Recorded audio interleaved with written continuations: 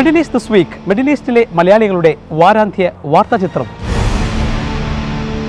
ഇസ്ലാമിക സമ്പദ് വ്യവസ്ഥയുടെ തലസ്ഥാനമായി ദുബായ് മാറുകയാണോ?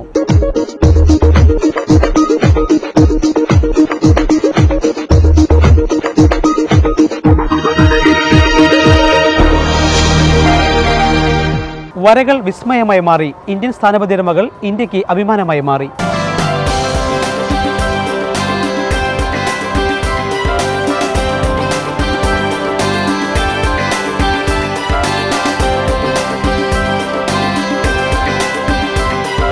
ഇത് എൻ്റെ 10ാമത്തെ രാജ്യമാണ്. It's a matter for pride. ദേശസ്നേഹം വിളിച്ചറിയിച്ച് UAE ദേശീയ പതാക ദിനം.